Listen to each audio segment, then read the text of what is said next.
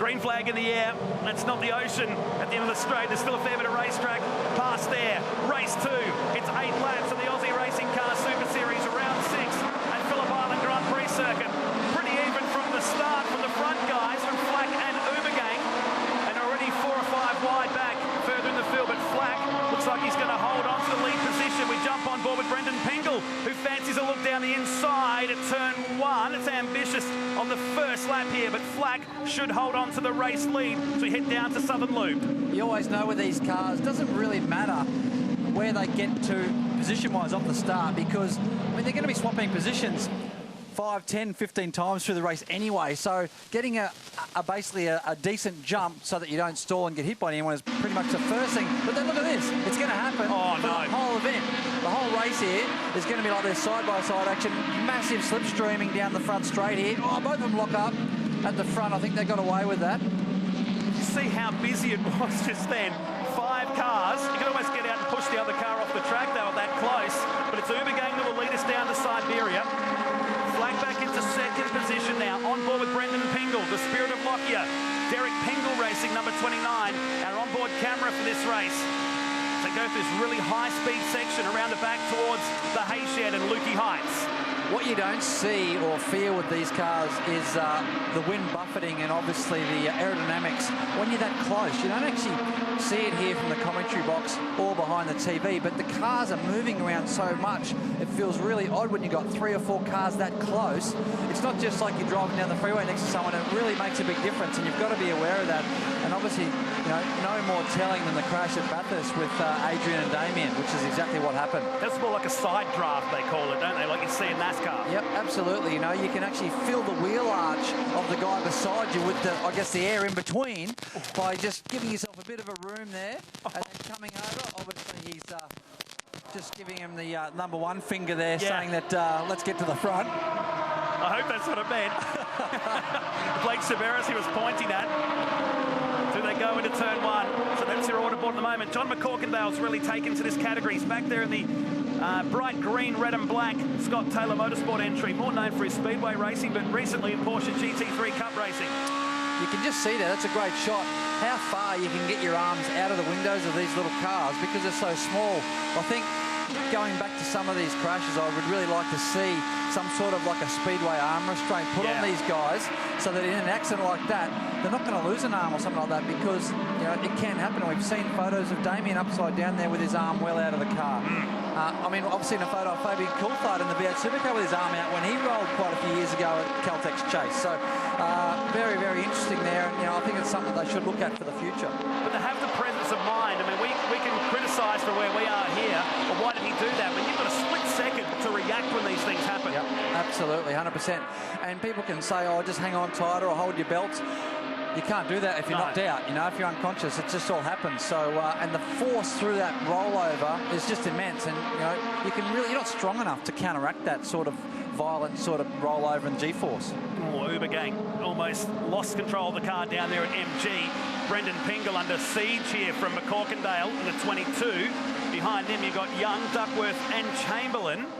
So Young and Duckworth started on the front row. They were separated by 6 10,000ths of a second in wet conditions, mind you, yesterday in qualifying. So close, so close. We'll see here whether they're going to get a bit of a run down the straight here.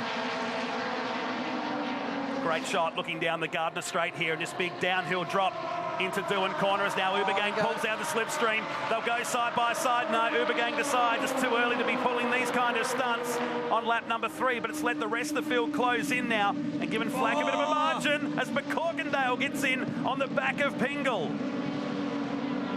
Just couldn't stop it enough there going into turn 2, and just a light tap on the back. It almost could have been enough to turn him around. Luckily they're both still going, running 3rd and 4th at the moment on the road. But it's still anyone's race, you know. I mean, you'll see these guys really start to get serious. You know, obviously we're not even half distance yet, so as long as they're there or thereabouts, we've seen it before, people can go from 3rd, 4th straight to the lead. So as long as they're within slipstreaming distance with the other guys, it's going to be all on for the last 3 or 4 laps. McCorkindale's treating it like it is the last lap of the race here. Battling with our man who started from pole position, who won 3 of the last 4 races last year. in the championship. Oh, and that would feel... It's Benny Walsh there, just getting a bit wide out of Siberia. Feels scary going off the track in one of these cars. And now Chamberlain on the back of Duckworth. He's actually fastest on track at the moment, coming from 9th from that penalty from race 1. Doing a great job there. Oh, massive rear lockup coming down into MG. He'd be plenty fired up too, Young. You question why there was a jump start there. Looked fairly even from what we saw, but race control thought different. There's Paul Rooks in the background. That shot running down the field in 15th position. Back to the front though. There's Pengel sitting back in 3rd position. Here he is. We're on board with Pengel now. See if we can get a slipstream. The guys move right over to the pit wall there to try to minimise that slipstream and that side draft. But he's got a good run. Right down the inside of Ubergang there. Great move. Good run onto the straight. Set that up. Turning into the last corner. Getting a nice early application on the throttle. And there we go. He's been the form guy this year, Pengel. 5 race wins in this championship. Pretty successful up there at Hidden Valley and at Sydney Motorsport Park 2.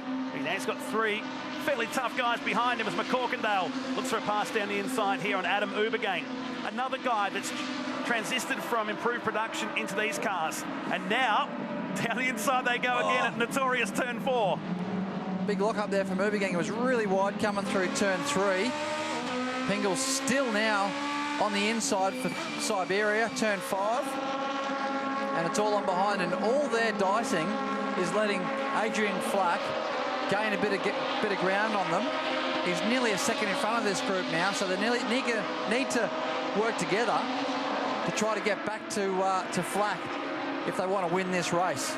It's 1.3 seconds between first and second. You can see left-hand bottom of the screen, and that's a big margin in Aussie racing cars when we talk about thousandths of a second separating qualifying at times. Absolutely, but going into turn 4 there before the passing manoeuvre by Ubergang on the inside, they were only 0.8 of a second behind.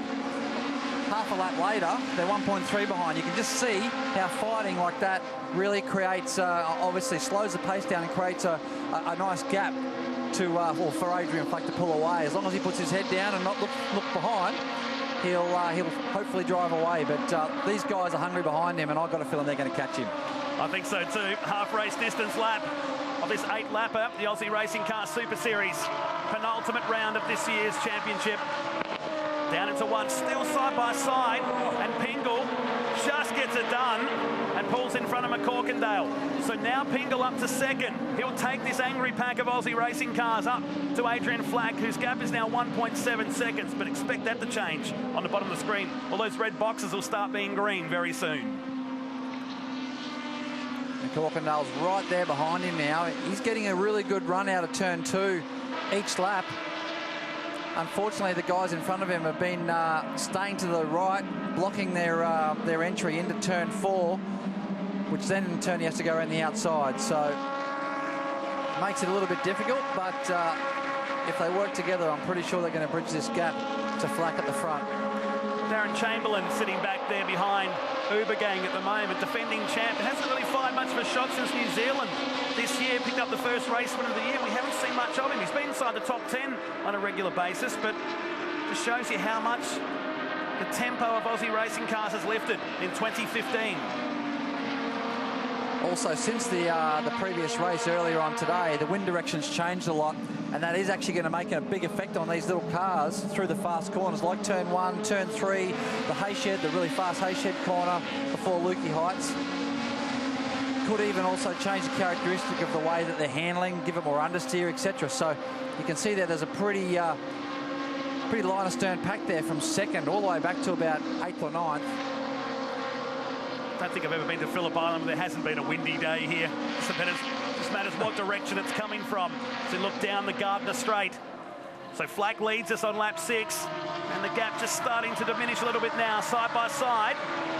McCorkindale now moves to 2nd. Pengel back to 3rd. We ride on board with. This has been a really impressive run for McCorkindale. You can see someone come up the inside there. Gone. Oh, he's gone. Properly gone this time. Unloaded at Southern Loop. For Brendan Pengel, grabs it. Good recovery, though. Absolutely. He knew exactly what to do there while he was spinning. Had the wheel turned to the right. Was going to flick the front back around, and away he goes. The good thing about these little cars is the inertia if you do have a problem like that, they stop quite quickly because they're quite light. They've got a lot of grip, whereas a V8 supercar would just continue on. You wouldn't have seen a recovery like that if that happened in the V8 supercar race. Oh, and he's got so many cars around him now. Walsh is in there in car number 2. Duckworth in the RDA brakes number 10. Oh, and is that Uber Gang? No, it's not Uber Gang behind. That should be Woods, who almost spun the car coming out of turn 4. So Pingle is in with a fairly wild bunch of racers here now. He's back in position 7 after running second. Great recovery, though. Could have been a lot more places lost. Yeah, absolutely. Now, I think I've got a feeling that might have been Uber Gang that actually tagged him there. Trent Young got up the inside of him going into turn 2, and Uber Gang was the next car behind him. So I'll have to let them see the stewards deal with that one at the end of the race. We might see an outside view here. So, looking from behind. There it is. Uber Gang gets into the left rear of the Lockyer Valley number 29. Ouch. Absolutely. Just a bit further up than what it's shown from the front-on shot. So this is what we saw. You watch his left mirror here. You can see Young there on the inside, and you can see the other black car coming up the inside. Oh, it's so lucky not to be collected. And Duckworth took great evasive action there when he went out to the weeds in car number 10. Let's split this pack up now at the front. So you got pack of 2 there running for second and third. Flack's still well out in front. Then it's Uber Gang after that. Then here's the pack now with Benny Walsh here just getting muscled. Cheeky pass from Duckworth, wasn't it? Absolutely. The door was kind of open. He forced entry. Meantime, second and third, far from done, as Young, from 9th position, moves up to second, for the moment anyway. A good drive there, stayed quite clean. I don't want to put the commentator mocker on him. It's usually me, isn't it? So I'll say it. You say it. Car looks nice and tidy, no marks on it just yet. We still have 1.5 laps to go, though. Exactly.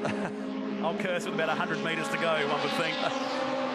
It's great to see some different names, though, inside the top 5 here. We've had some names come through this year that have shaken the tree. Paul Morris joined us up there at Hidden Valley, who went side by side with Uber Gang on a couple of the races.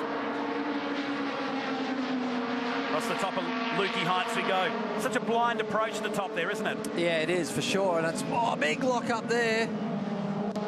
Gets the job done, though. Still able to turn it in. Might have a little bit of a flat spot on that right front. Benny Walsh out hiking that inside front wheel in that Dr. Inc. tattoo removal car. Oh, bit of a bump coming onto the straight between McCorkindale and Young.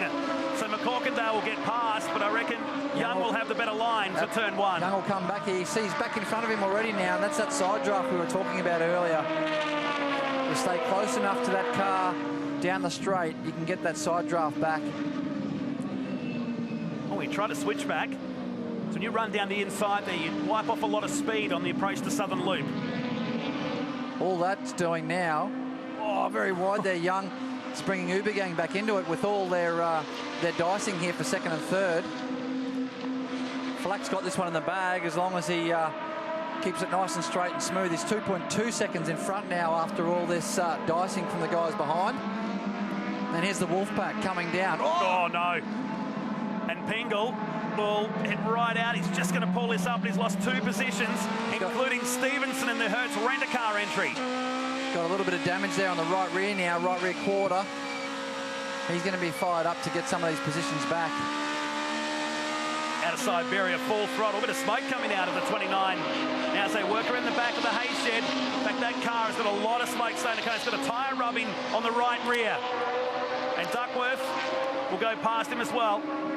Meantime, Flack, 2.5 seconds is the margin. This is what we want on second and third and fourth. I wonder if Uber Gang will try a slingshot here. It's going to be on down to the start-finish line. These guys now be thinking, set up onto the front straight. Let's try and get this run on. He might even get a bit of help from Uber Gang, or we might see 3 cars side by side across the finish line. Let's hope for it. Meantime, Adrian Flack, his brother's here this weekend, next door to us doing the course commentary. He'll be pretty proud now as he goes back-to-back here at Phillip Island. It's 3 wide for second, third and fourth. And it's going to be Young. And I'm telling you, telling you, it's less than 10 thousandths of a second from McCorkindale and Ubergang. You predicted that one. And they were covered by less than 100th of a second. Second, third and fourth. Fantastic stuff. That was cool. And Ubergang, fastest lap of the race on that last lap too. Had to do it. Back-to-back winner here today in the Aussie Racing Car Super Series, round 6.